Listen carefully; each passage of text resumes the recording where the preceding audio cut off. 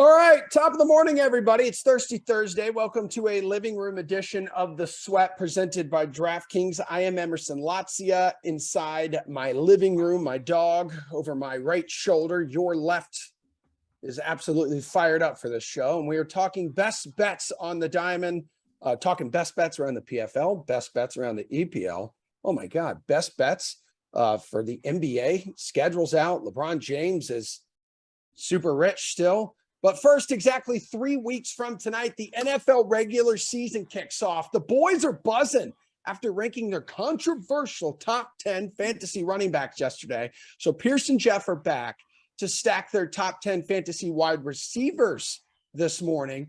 And to quote one Browns fan on Twitter after not seeing Nick Chubb crack y'all's top 10 list yesterday, this proves how effing stupid you people are. So we love our fans here. Jeff, love our fans. We really do. Jeff, you're up first today. You're going to take the odd selections here. Pierce has the even numbers. Who's the top ranked fantasy wide receiver entering the 2022 season here, dude? Yeah, look, there's a consensus, a top three this year. It's really close between all these guys. I think you can make arguments for all three of them. I'm going with Justin Jefferson. It's quite simple. What Justin Jefferson has done in his first 2 years in the league, under a Mike Zimmer offense, people remember, he wasn't with some offensive guru. He's with Mike Zimmer, the guy who tries to bring football back to the Stone Age.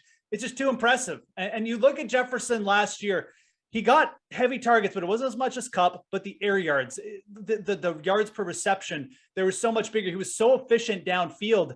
I think with the new head coach and Kevin O'Connell, they just bring that back a little bit and they just up the target rate a little bit. He's going to be in for something special. Justin Jefferson, a guy who can dominate all facets. I'm going to go with him to overtake Cooper Kupp this year as wide receiver one.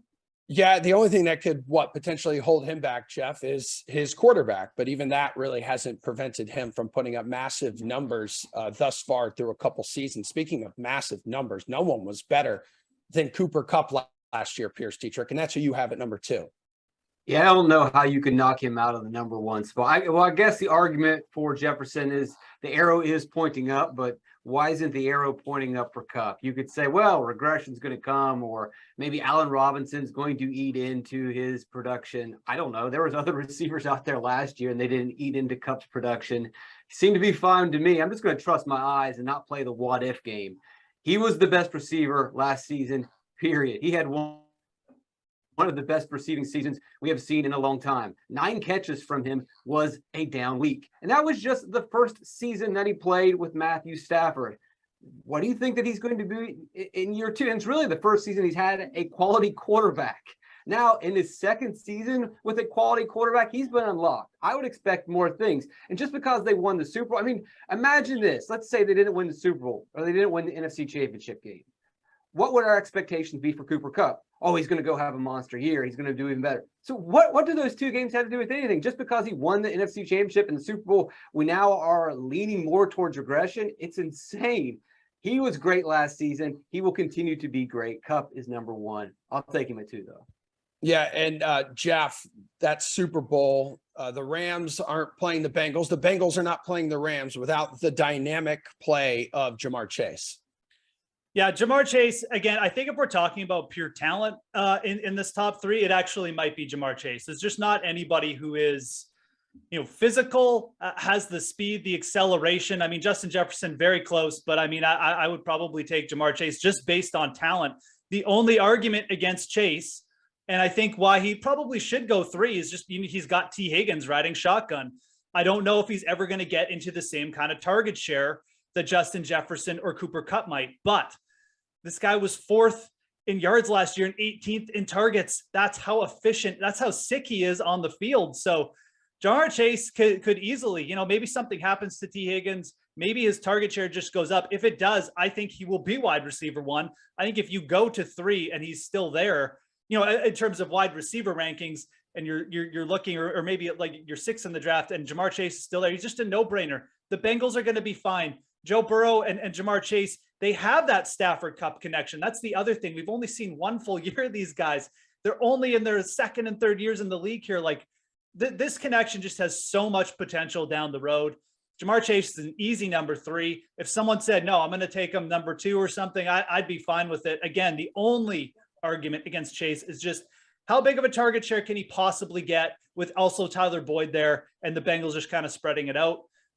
But, again, things happen during the football season. The target share can change. Jamar Chase, easily top 3 wide receiver this year, in my opinion. Yeah, he's currently tied with Cooper Kupp, too, on the DK Sportsbook at plus 500 to have the most receiving touchdowns in the regular season this year. So now we are going to head to Bills Mafia, Pierce Dietrich. Yeah, this is, Jeff alluded to earlier, the top 3, no brainer. There is a slight step down from here onward. I'm going to go with Diggs. And we're talking about wide receivers and quarterbacks that are just starting to get used to the quarterback. This will only be season 3 of the Josh Allen Diggs connection. It's been pretty good so far. We know Josh Allen is only going to get better. He is still a young quarterback. We have not even seen full Josh Allen yet. Maybe we have seen maximum Steph Diggs. Wide receivers typically peak around age 27. He's 28, so he's still in that Goldilocks zone. He will have at least one more really amazing season. You go back to last year, 166 targets. The year before, I think, 164 last year, 166 the year before that in his first season. The Bills' offense hasn't changed at all. It's the same offense. He's going to get 160 targets. He is still, in his prime age. I don't see why you go anywhere else. Yeah, and he's going to continue to reap the benefits of Allen's growth into an MVP candidate. Once again, on the DK Sportsbook, Josh Allen, the favorite right now to win the MVP at plus 700 odds. Jeff Ulrich, who do you have to round out the top 5 here? Yeah, so I'm going to go with CeeDee Lamb. And it's not really like I think CeeDee Lamb is head and shoulders above some of the guys below him or anything like that. But obviously, what do we look at when we look at fantasy football? We want talent, we want elite players, but we want good situations. Michael Gallup's not going to be starting the season. Amari Cooper is gone. Like the Cowboys' second option is going to be Dalton Schultz. I don't see how CeeDee Lamb doesn't push for top 5 in targets this year. And if that's the case, CeeDee Lamb is still, maybe he's not up there with like Chase and Jefferson, but he's pretty close. He's really solid after the catch too. That's Devontae Adams, if I do believe on the screen. But yeah, we're not screen sharing right now though, so it's all good. Okay. Well, then you're just looking at it. That's fine, but you're looking at the wrong guy. But CeeDee Lamb is a player, in my opinion. I think he's ripe for a breakout this year. The Cowboys proved that they were going to use him all around the field. Certainly a player who can go out and dominate like one-on-one, and like I said, dominate after the catch too. And I think you'll see him do that. It really just comes down to situation, though. We could pop a couple of different names in here. I don't think too many people bat an eye, but is anybody really in that good, a better situation to get so many targets than CeeDee Lamb on what should be a good team? I don't think so. I'm fine putting Lamb 5. He's probably actually a good value with where he's going, I think, in drafts right now, too. I'm not sure if people have really caught on to like the whole target situation there. They probably will as the season gets closer. But for me, I'm fine putting Lamb at number 5. Yeah, the new high volume number 1 wide receiver there. All right, let's start off the second half of the top 10 fantasy wide receivers ahead of the 2022 season. Pierce, you're going with a dude who has a new home, but a very familiar quarterback. He does have a new home, and yeah, it is a familiar quarterback, but there are some concerns. We don't know exactly if we're going to see, the Devontae Adams that we've seen over the last 4 seasons that's racked up 430 receptions, 5,300 yards, and almost 50 touchdowns. I mean, just 4 massive seasons, one after another, no letdown whatsoever. I don't imagine that he's going to let us down going forward. An interesting thing, because we're wondering, well, how is he going to fit with the Raiders? If you look at what Derek Carr has had to do over the last 6 years, when was the last time Derek Carr had an actual receiver to pass to? You got to go back to 2015, 2016 when he had Crabtree and Cooper, and both those guys were getting 80 receptions and 1,000 yards per season. He has had the deal for 5 years without anyone to pass to. Now he finally has a receiver. He's demonstrated in the past that when he has good receivers, he can get them the ball. Well, now he's got Adams, he's got Renfro, he's got Waller. This team's going to surprise a lot of people. Yeah, the Raiders' offense has been pretty anemic over the last couple seasons, but they don't have anybody to pass to. Now suddenly they have one of the best wide receiver cores in the league, and Adams is going to lead the way. He's going to get his touchdowns, his receptions, and his yards. All right, Jeff, up next, a guy whose ridiculous catch radius really is enough to offset any concerns about Jalen Hurts' accuracy here. Yeah, AJ Brown. This is probably higher than a lot of people have him ranked, but I really just feel like people are sleeping on this Eagles situation. I just mentioned the Cowboys, the target share for CeeDee Lamb. And yeah, I know that the Eagles are more of a run team with Jalen Hurts, and obviously Devontae Smith is still there, Dallas Goedert, but like all indications from training camp here is this is just going to be AJ Brown, the AJ Brown show. And I think that again, what people are a little bit scared of it with Hurts and maybe not being like a top end quarterback in the rushing. It's actually a pretty good deep ball passer, and he does keep plays alive, much like Ryan Tannehill did sometimes with like the play action. I think you'll see some of that from Philly. AJ Brown, the main thing here, when he gets opportunity, he absolutely produces. Averaged 20 yards per reception in his rookie year. He averaged over 17 yards per reception the first 2 years. Down season last year, a lot of that was due to injuries and I think just quarterback play. I think Jalen Hurts needs a receiver like AJ Brown who can go up and beat guys one-on-one, who can beat guys downfield and just get open for them. And I think the Eagles, by all indications, are very interested in making AJ Brown a top 5 guy in terms of targets. And I really just feel like where AJ Brown is just sitting, you can get him in the second rounds of drafts. He's just one of the best values out there. I would definitely put him as a top 10 wide receiver, potentially even like I think him and CeeDee Lamb are very close. I almost put him in front of Lamb, but I'll give Lamb the nod there just from opportunity. Again, less targets to deal or less target share sort of guys who can take it away from him. So I'm going AJ Brown here. I think he's in for a monster year. Yeah, Pierce. And at number 8, it's a guy who's like the yardage isn't always there for him, but the touchdowns certainly have been since Tom Brady has taken over. I guess just, the Tom Brady thing's a little bit of a question mark right now. I'm not really worried about that. If there's anything to worry about, it would be, well, there's too many receivers on this team suddenly, but I don't think that's going to be a problem. But Gronk's gone too. This will help him. Mike Evans. Yeah, but they got Kyle Rudolph now. So anyway, they've got plenty of pass catchers. But I'm not worried because Brady's going to throw for 6,000 yards and 60 touchdowns. That's what he's here to do. That's why he came back. There will be monster numbers. Evans lacks the upside of the receivers that we've already mentioned. And, he may not be the best DFS play from week to week, but at the end of the season and your season long, he's going to have 70 receptions, 1,000 yards, and 10 to 15 touchdowns. He is very safe. He's safer than some of the guys that we have above that have some question marks, but he does lack the upside of those top 5 receivers. All right, Jeff, where are you going here at number 9? This could be considered maybe a little bit of a surprise to many people, I think. Yeah, I mean, we've got the Chargers wide receivers we haven't talked about, and there's a couple different names out there, but like I'm holding the theme here. Michael Pittman. Who's taking targets away from Michael Pittman on the Colts? I get that they're a rush first team, but like good teams, the other thing they do, they score more, right? There's going to be more opportunities for Michael Pittman. I think what you saw from Michael Pittman with Carson Wentz, who is one of the least accurate quarterbacks in the league last year, should be very, very encouraging. And in terms of accuracy, yeah, Matt Ryan, I get it. He's getting a little dusty. I'm not expecting like a bounce back to MVP form here, but one thing Matt Ryan does well is like he will just get the ball to his big wide receivers. He did it for years with Julio. He did it last year with Kyle Pitts too. Those two started to get on a connection. So I think Michael Pittman is going to benefit from a more accurate quarterback, and he's going to benefit from just being on a good team. And I look at him versus some of the other names that are around him. We've got the again, like Keenan Allen on the Chargers, obviously having to deal with Mike Williams in terms of a target share. There's none of that worry with Michael Pittman. And there's more upside than people realize here. What if the Colts maybe just aren't as good? What if Jonathan Taylor got injured early in the year or something, and this team had to throw the ball more? Like Michael Pittman could be a top 10 wide receiver with Taylor healthy and with the Colts just being good. But what if something else happens here? Pittman could just rocket into a top 5 wide receiver. I think the talent is also there. He's very, very good against man coverage. Again, perfect for Matt Ryan. You can just chuck it up. He knows Pittman's going to go up and win balls for him. At this point in their career, this is exactly the type of wide receiver Matt Ryan needs. So, yeah, give me Michael Pittman as a top 10 wide receiver. I think he's a very good talent, and I think he deserves to be in the top 10 in terms of fantasy right now. Okay, and our top 10 wide receivers, fantasy wide receivers entering to 2022 season. We're going to wrap up the list right now. No, it's not like a Deebo Samuel. It's not a Keenan Allen. It's not a Tyreek Hill or Scary Terry. It's a dude who hasn't played a majority of the last 2 seasons, Pierce. That's fine by me. I hope people continue to sleep on Michael Thomas. He can rock it up to number one. He has number one wide receiver potential. You go back to 2020 playing with dead arm Drew Brees, guy that couldn't even throw BP fastballs, and Michael Thomas was unstoppable.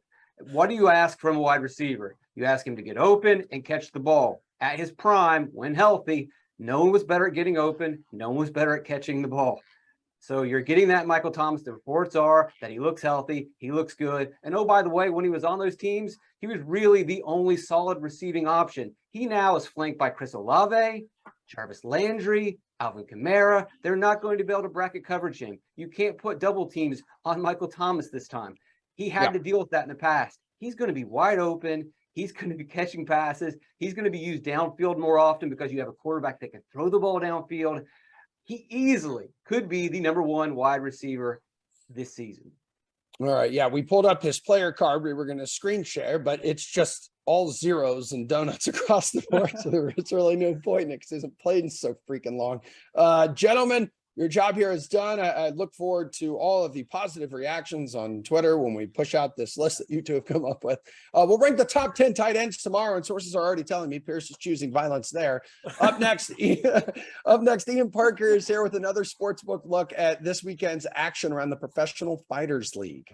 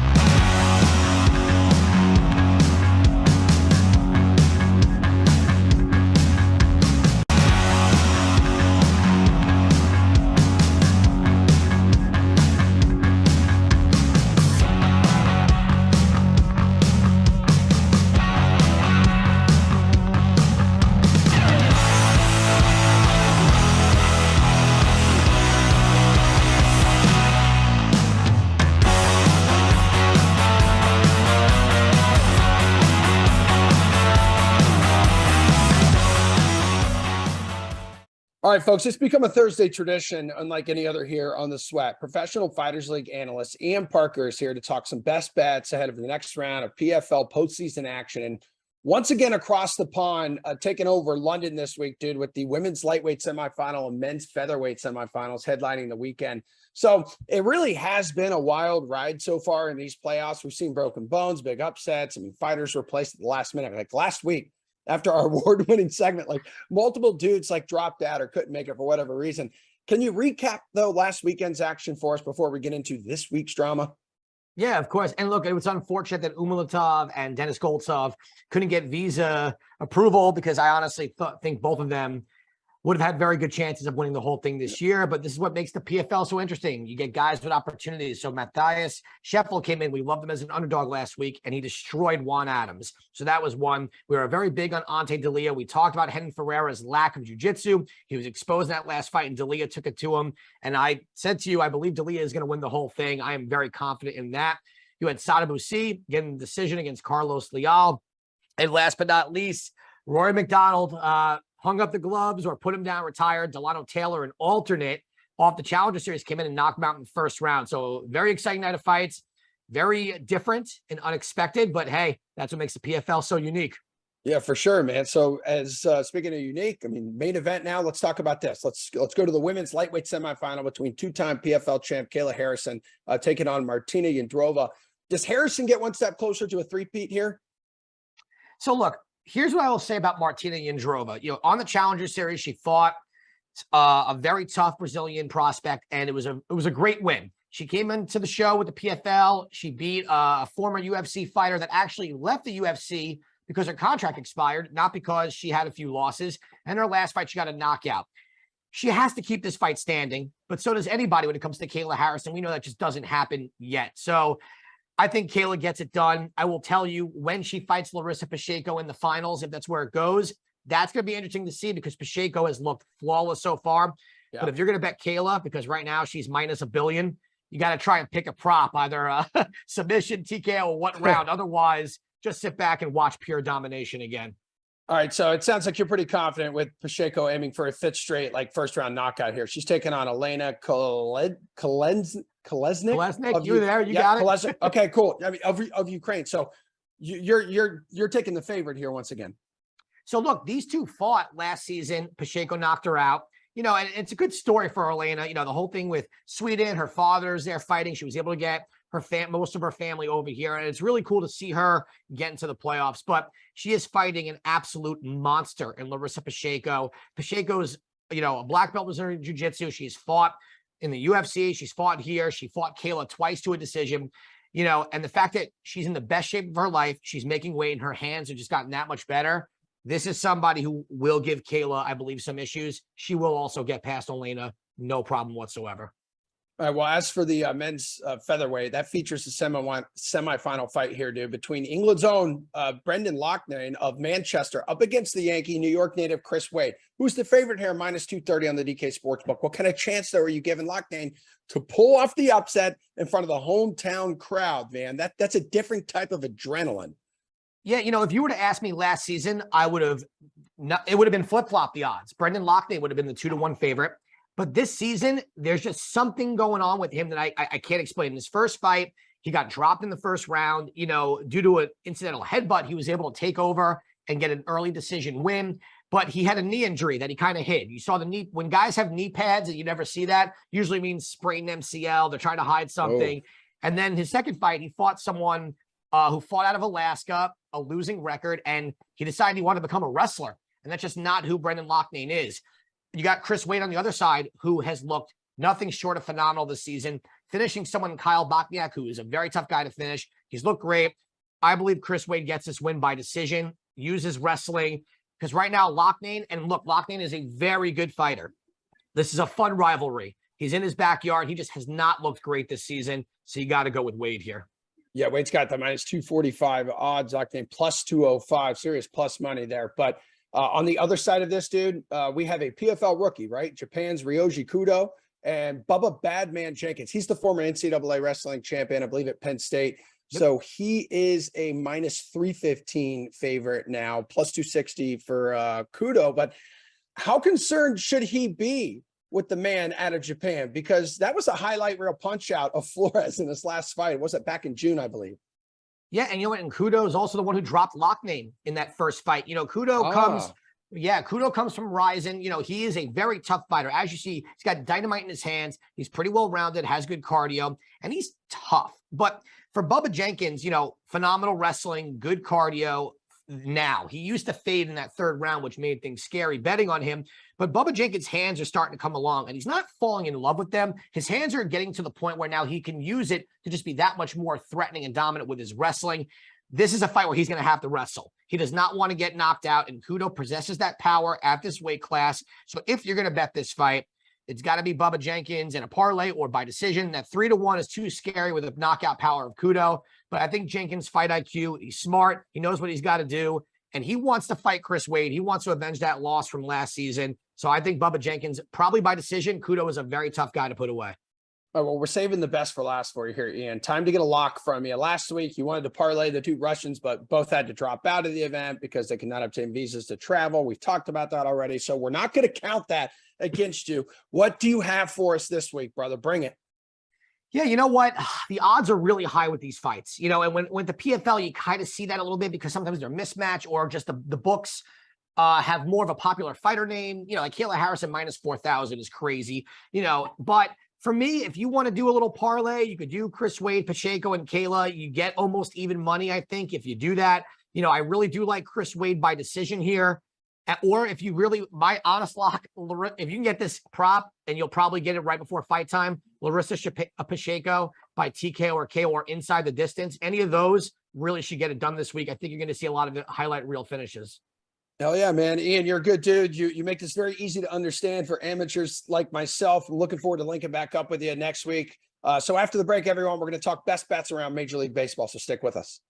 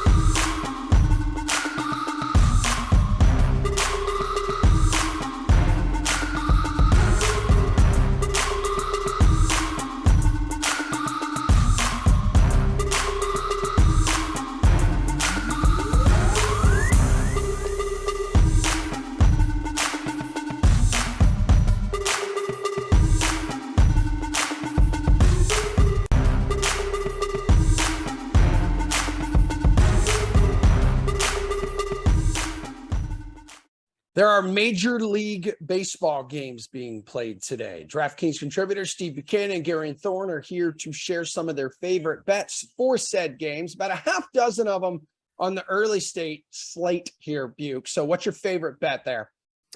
Yeah, give me the under 3.5 runs through the first 5 innings with the Dodgers and the Brewers. You got a really good matchup tonight with Tyler Anderson and Corbin Burns going against each other. Corbin Burns, I mean, obviously we don't need to speak about how great he's been, but he's allowed 1 run or less in 13 of the 23 starts that he's made on the season. Then you got the Milwaukee Brewers, just a really poor team against lefties. They don't have great offensive numbers across the board against lefties. Quite frankly, I think that's going to end up being one of their biggest downfalls and end up missing the playoffs this year because they just can't hit lefties at all. It's just horrible. And the majority of their lineup hits left-handed, so when they're facing lefties, they got to put in all the bench guys. And guess what? Their bench stinks. So that's kind of what the situation we're in here this afternoon. So give me under 3.5 runs, -115. I think that's the play through the first 5 innings. Gary, where are you going on the early slate, man? I'm going to go with a strikeout prop. It's kind of an ugly one. I won't lie. Adrian Sampson over 3.5 strikeouts at +100. Wow. It's just a really low number. And look, I don't go to sleep thinking about Adrian Sampson. I didn't think I was going to talk about Adrian Sampson today.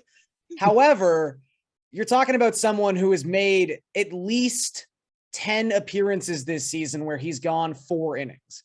And he struck out more than 3.5 guys in 7 of those 10 appearances. His strikeout rate in his last 3 starts is over 25%.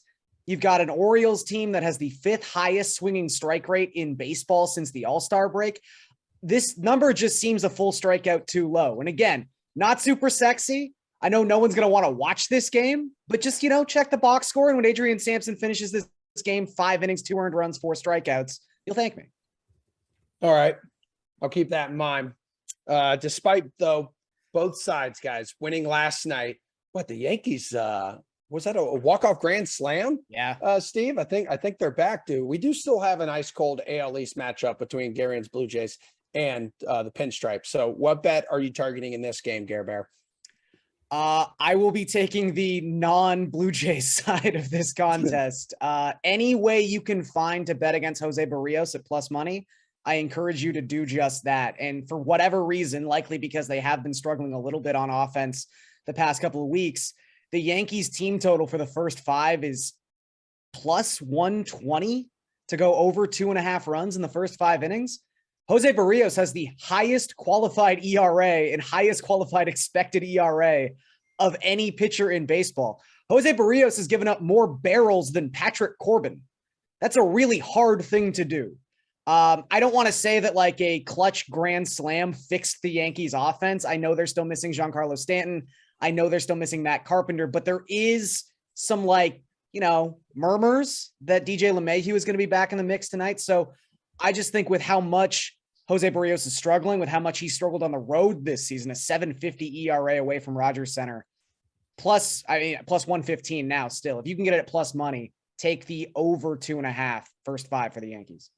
Steve, which side are you going to for your bet here between Blue Jays and Yankees? Yeah, I was just going to go over the game total of 8.5, Okay. and a lot of it has to do with Jose Barrios and everything that Gary just said when he mentioned that it's given up more barrels than Patrick Corbin. I mean, that just blew my mind. Like, how can you be worse than Patrick Corbin? I didn't think that was possible, but apparently that is actually possible. But you look at his road numbers. I mean, it just putrid. 54 innings pitched, a 7.50 ERA, 4.04 WOBA. Like, what are we doing here? I thought you were supposed to be like one of the big acquisitions for the Blue Jays here during the offseason. So whatever, it is what it is.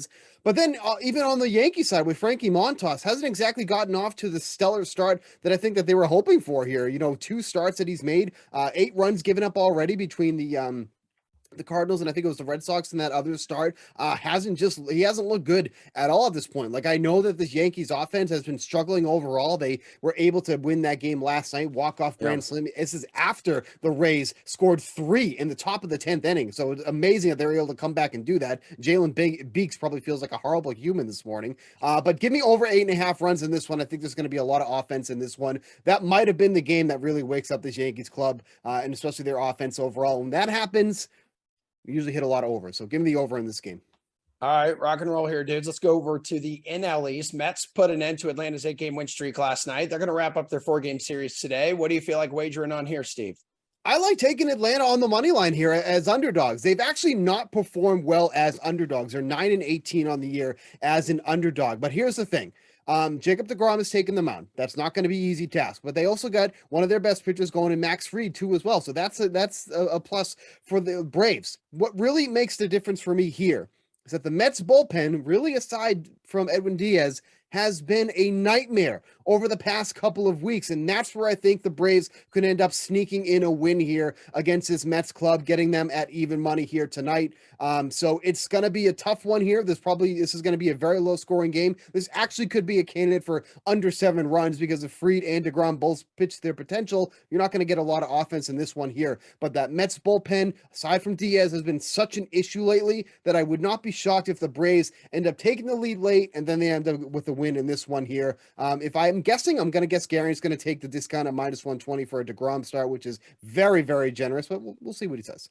Did he guess correctly, Garion?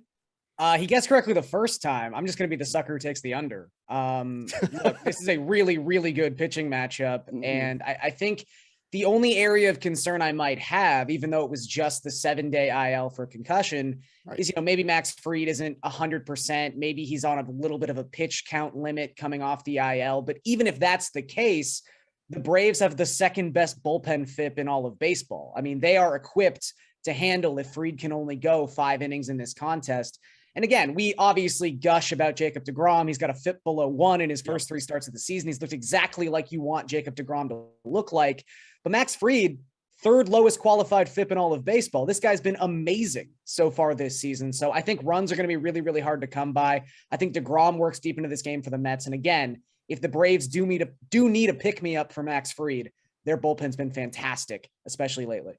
Yeah, and DeGrom beat Atlanta back August 7th, 5-2. So he whiffed 12 batters in 5 2/3, couple runs, one hit, one walk there. He has seen them in his limited action this year. Take us home with your favorite bet on the night, Garion. Late slate. Gonna go back to a strikeout prop. Again, one that just seems one strikeout too low, and that's Yu Darvish over 6.5 strikeouts against the Nationals, also at plus 100. So really, really tempting odds with this. And Darvish has had a weird season. The first 3 months of 2022, his strikeout rate was hovering around 22%. It was very un-Yu Darvish-like. The last 2 months, specifically his last 9 starts, his strikeout rate is 32%. He is all the way back, and he has struck out at least 7 in 7 of his last 9 starts. And then you've got a Nationals team that for the longest time was among the league leaders in lowest strikeout rate. However, so much of that was predicated on the fact that Josh Bell and Juan Soto had strikeout rates below 15%. They're on the other team tonight. And we've seen since the trade deadline, Washington's strikeout rate has precipitously gone up, and quickly. They actually have a 25% team strikeout rate across the last 7 days. So I think this number is really low for Darvish. He could probably be flirting with double-digit strikeouts tonight. All right. What do you want here, Bukes? I mean, stay on this page. Don't move. Oh, he left anyways. I was going to tell you to stay on that page. It's Drew. Hey, by the way, it's Drew. I know I've got Steve side texting me over here telling me how to operate the screen share. And I'm like, brother, man, it ain't me. So you Yeah, gotta take well, it up I mean, with producer clearly. Drew. You go back to the pitcher props, Drew. Come on. I just said don't leave that page, and then he's acting like he's lost again. Anything to do with Anibal Sanchez, you probably want to take the over on, right? Hits. Yeah, yep. You're doing it right. You're doing a good job. Yeah, There we under go. 15.5 outs recorded, under 3.5 strikeouts, hits allowed, take the over, walks, take the over, earned runs, take the over. He should get smashed by this Padres offense tonight. I don't see a path for him to do well in this matchup at all. You look at his game log. Just quickly going through the hits allowed here: 675, 664, earned runs 344, 634. It sounds like I'm giving out like a secret code. Yeah. No, that's just the You've bad lost numbers. me. Right. That's just all the bad numbers that Anibal Sanchez has put out in his starts for the Washington Nationals. He would not be a starter in any other team in Major League Baseball, with the exception of maybe the Oakland Athletics at this point. This guy is not a Major League pitcher anymore. Now he's going against one of the best offenses in all of baseball. He's striking out way less than a batter per inning, giving up a ton of home runs, putting a ton of men on base. All of this saying is, I'm not a big same game parlay guy. I might do one tonight just against Anibal Sanchez and cash in that money, baby. Yep, look at Drew. He's sliding the button over. That's how you do same game parlays. Anibal Sanchez, forget it. This guy's getting crushed tonight. Anything to do with Anibal Sanchez, taking unders on positive stats, taking overs on negative stats. Everything is coming together here, guys. We are a team. Can't really say the same for the Lakers, although the NBA schedule has been released. LeBron James, he has a new deal. What it really means, though, for LA right after this break.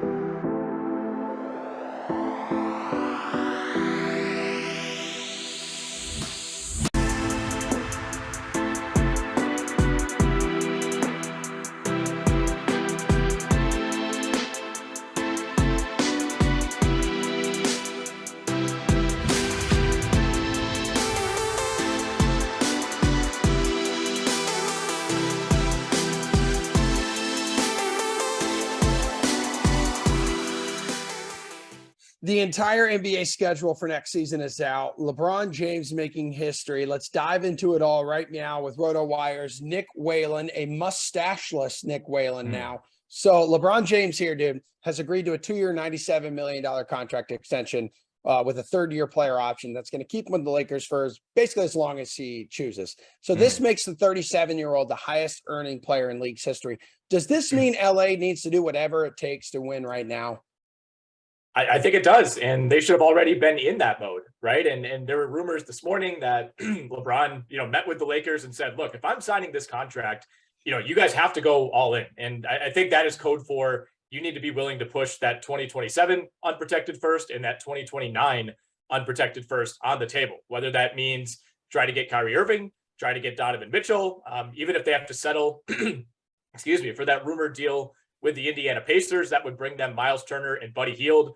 That would feel like a disappointment in some ways, but even that would be a huge upgrade over the talent that was on this team last year and the talent that's currently on this team. Yeah. The Lakers really didn't get any better. And as long as Russell Westbrook is on this team, I think they know that their ceiling is capped. So, LeBron clearly wanted to stay with the Lakers. I think there's a pretty clear argument to be made that not re-signing with the Lakers maybe would put him in a better basketball position or at least give him more flexibility. But he does get the player option for 24, 25. So really this only locks him in for this season and the next season. And, he's LeBron James. And just like we've seen with plenty of other stars over the last few years, if things deteriorate, if Anthony Davis can't stay healthy, if they can't find a Russell Westbrook trade, he's done it before. He could kind of force his way wherever he wants. He's LeBron. Yeah, and I'm glad you kind of mentioned that option for 24, 25, because I wanted to ask you, how much do you think eventually playing with his son has factored into this deal? Because I look at the contract details, and it looks like it would allow him to become a free agent like that year when Bronny is eligible for his first NBA season. And we know how important that is to him because he's been very vocal about it. He's been extremely vocal. LeBron James, father of three, definitely wants to play with his son. I don't think there's any mystery there. I don't think it's a coincidence that this contract lines up with when Bronny would likely enter the NBA. That situation, I think, is going to turn into more and more of a circus. Once he gets to the college level or he goes to the G League, whatever it is. Crazy. I think we're maybe setting up for like the biggest tampering scandal in sports history when LeBron basically either forces a team to draft his son or signs with whatever team drafts his son. Yeah, it's going to be a total circus, but that's going to happen. I feel like that's decided at this point. And even if they attempt to punish LeBron and the Lakers, it's gonna be like one of those $1 million fines. And LeBron's like, "Here, I'll cut you a check or Venmo you right now." It's gonna be nothing to him. I'll pay you cash. Yeah, he runs the league. All right, let's get into the schedule here. In terms of tip-off week, we got a couple games. Opening night available right now on the DK Sportsbook. Speaking of the Lakers, they are 5.5-point underdogs at Golden State. They'll receive their championship rings that night in front of LeBron. There's also Celtics who are 5-point favorites at home against the 76ers. What do you think? Any early leans right now on the Sportsbook? I know it's only August. I don't think I would touch that Sixers Celtics line. I mean, I think the league is strategic in putting that game on opening night because there's a reasonable chance that Kevin Durant is maybe on one of those teams. By opening night. You'll notice that the Nets, we're kind of skipped over for a lot of the primetime slots. And I think the writing is on the wall there, or maybe it's too big of a risk for the NBA, which it felt like last year we set the new record for most meaningless games that looked like they were going to be meaningful this time of year. So I think the league is trying to play it a little more safe this time around. But yeah, I mean, like I said, Durant could very well be on one of those teams, and that would add even more intrigue to that Sixers Celtics matchup. I will say I like the Warriors -5.5 at home. I don't think the Lakers got any better than last season. The Lakers have lost 5 straight opening night games dating back to 2017. They always seem to come out tight in those games, and they're always playing a good opponent. They lost to the Warriors just last year on opening night. So, you never know with a ring ceremony night, you kind of have to factor in the emotion, but Warriors -5.5. I think they are the vastly better, more talented and deeper team than the Lakers. Yeah, as we go on to when all the teams really start hitting the floor, the next night there, October 19th, that Wednesday, Wizards, Pacers, Magic, Pistons, Bulls, Heat. You see all the options there on your screen. Any of those stand out to you? Any of them kind of get your loins fired up? Oh, my loins are already fired up. That's for sure, Emerson. And I don't want to sound like a mouthpiece for Adam Silver here, but I think the league is in such a good spot right now that there are very few teams that you're like, I don't feel like watching them. I think the Utah Jazz, if and when they trade Donovan Mitchell, I think they'll be in that category. You could maybe put the Spurs in that category, but virtually every other team, even the bad teams, there are rookies you want to check out. There are second-year guys like Jalen Green, Jalen Suggs in Orlando. Like every team has somebody to at least cling to. Like even the Sacramento Kings, I think, are going to be a fun team to watch. So on that Wednesday, we get Magic Pistons, we get Paolo Banchero against Jaden Ivey on the second night of the regular season. Like last year, Rockets Hawks would have been a complete snooze fest, but we get the first game with DeJounte Murray paired with Trae Young. We get the Jabari Smith debut for the Rockets. Thunder Wolves on that night is a super intriguing game. First game for Rudy Gobert with the Timberwolves. First look at Chet Holmgren playing alongside SGA. Like I said, pretty much every game that night you could draw up some storyline. And then on Thursday night we get Kawhi Leonard hopefully back in the lineup to face the Lakers, who could very well begin their season 0-2. And there we go. The Lakers panic starts again. Yeah, that Thursday night too. You also get one of a handful, looking at the schedule, in my opinion, some can't miss rookie matchups, which is Banchero and Murray that night when the Magic and the Hawks face off against each other. I do agree with you. I don't think you sound like a mouthpiece. I think it's okay to be excited about this, because I think the league is trying to add some intrigue to the dog days of the regular season, that grind, because the new schedule does feature international games. They get election day off. And how about this? Rivals week. There's a 4-day period. There's about 11 games in there. Celtics, Lakers, Embiid, Jokic, Knicks, Nets, 3 of those rivalry matchups. Do you think this is going to help the league spice up the regular season?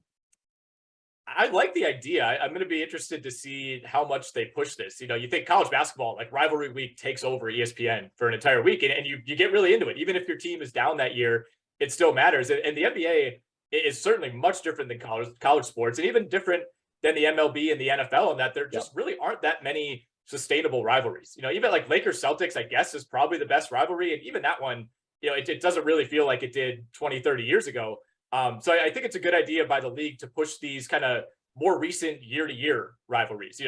Before last season, Warriors Grizzlies was not a rivalry at all. And now that is maybe my favorite matchup of this Rivals Week. And, we're seeing more player versus player rivalry. So we get to see the Bulls play the Hornets, LaMelo versus Lonzo. We get to see Embiid versus Jokic. There's nothing about Nuggets 76ers that screams historic rivalry, but that's a matchup that fans want to see. That's a debate that was waging throughout the entire second half of last season, Embiid versus Jokic for MVP. So I think this is a great move by the NBA. The thing is, all these teams play each other anyway. I think that's why the NBA, it's hard to get kind of fired up for these matchups, because you're going to play every team twice every single year. So it's not like this is a once every 5 years type of thing. But I think the NBA stacking these games together, building a week out of it, it's really smart marketing.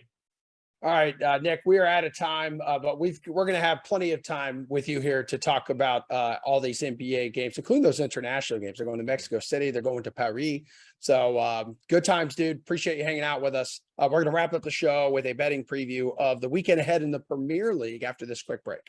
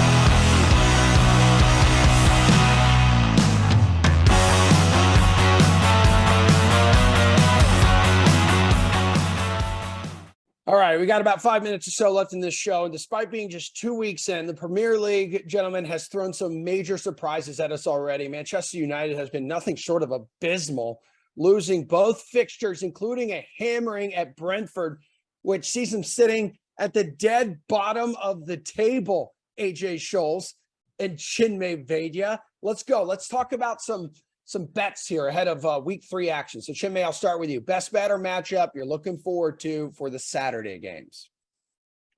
So there aren't that many marquee games on this Premier League slate, which makes it a bit tough to pick a best bet. But I actually like this Leicester-Southampton game. I'm going to go draw no bet for Southampton. I believe it's sitting at plus 210 right now. Leicester has looked very shaky in the back, and Southampton at least has shown some promise on the offensive end. So I'm going to go with the Saints here, draw no bet. I believe it's sitting at plus 210 or somewhere around there. So I'm going with the Saints in this one. Okay, what are you going with here, AJ? You agree a little more difficult this week? Yeah, I mean, there's not any like one, at least for Saturday, not any like one big match here. But I'm kind of intrigued by the Fulham Brentford matchup. You know, maybe not the most high profile clash, but as you mentioned, Brentford coming off a 4-0 win over Manchester United. They also managed a road draw against Leicester City in game week 1.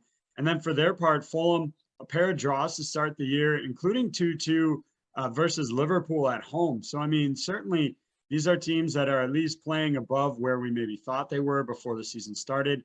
The Cottagers are at home, but I think there's just too much value in taking Brentford on the money line at plus 190. I think they've had a really good start through the first 2 games, and they carry that forward and can get a road win here over Fulham.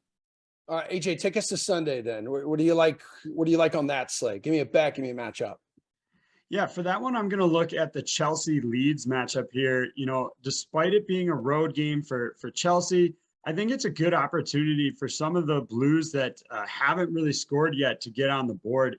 You've got both Raheem Sterling and Kai Havertz with 5 shots through the first 2 matches of the season. Between those two, I'm going to back Havertz to score at plus 150, but I think you could certainly take both and go with Sterling at plus 135 as well.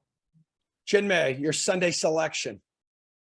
I like Brighton on the money line against West Ham. And I know, we talked about Manchester United, so that Brighton victory doesn't really mean much that they had in match day 1 against Manchester United. But West Ham has looked awful through 2 games. So I really like Brighton plus 215 on the money line. You can hedge, draw no bet. I believe that's still sitting at plus money, but I'll take Brighton on the money line against what is looking like a very poor West Ham team this season. Okay, well, we will call this one the big match of the week. Rock bottom, Manchester United and Liverpool. What's a bet in this one, Chinmay? This is a really tough game to call because both teams have looked pretty bad through the first 2 match days. And Manchester United, obviously, the results have not gone their way. Liverpool, there's been some personnel issues. We saw Darwin Nunez do a really dumb thing against Crystal Palace. That's going to cost him this game. They're missing a couple attackers as well. The draw at plus 330 is looking really intriguing. Liverpool minus 170 on the money line. You're probably getting a little value there just because of the results they've had. I would honestly really stay away from this game. It's just too tough to call for me. I think both clubs are in such bad places right now that I would really stay away from this game. But if I am taking a bet in this, I would go with the draw at plus 330. All right, AJ, what about like an over 3.5 goals in this game? You get plus 125 odds. And I bring that up because at least 4 goals have been scored in each of the last 4 regular season matchups between these two. Dude, Emerson, you literally read my mind here. I think that's the way to go. Over. I'm a soccer guy now.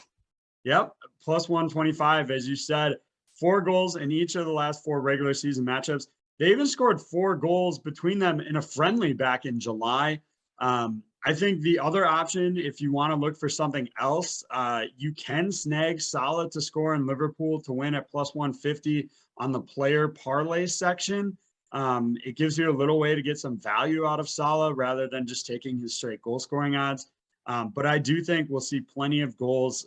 There's some injuries on the back line for Liverpool as well. So over 3.5 for plus 125 is definitely my bet in this game. All right, dudes, here we go. The moment of truth. Sweaty boot time. Your best bets or goal score, whatever it is for the weekend. Not a great week for y'all last week. Chinmay, I believe you're 0-2 through a couple weeks. I think we're at 1-1 for you, AJ. So AJ, have at it. Look, I'm gonna look at Everton for my sweaty boot bet, and I've been back and forth about, do I take the less risky play, just take the Toffees on the money line, that's about -105, or do I go with the player parlays here to get some more value? And for me, I'm gonna go big and go home, try and win the people some money here. Hell So yeah. I'm gonna take Anthony Gordon to score and the parlay Anthony Gordon to score and Everton to win under those player parlays, plus 350 on this one. It's a big bet. But if Everton are going to win over, a club that they should beat here, Anthony Gordon probably has to score for them. Chinmay, step it the hell up. Let's go. Give us a winner. Yeah, it's been two rough match days for me. Not quite like Manchester United, but still smarting here, 0-2. So I'll go with Manchester City -1.5 against Newcastle. City has won 6 straight in this matchup, and the last 5 have covered this goal line. So I'm gonna go City -1.5 goals against Newcastle, and that's sitting at +105 right now. All right, you two Premier League professionals. We love you. We mean it. We appreciate it. That's a show, folks. Thanks for watching. We're back in studio at 11 o'clock Eastern time tomorrow morning for a Friday edition of The Sweat. Madden Sims kickoff here at high noon. The slate at 5 o'clock Eastern time tonight with Koff and Jeff and Mr. Meiselman. So have a great rest of your Thirsty Thursday.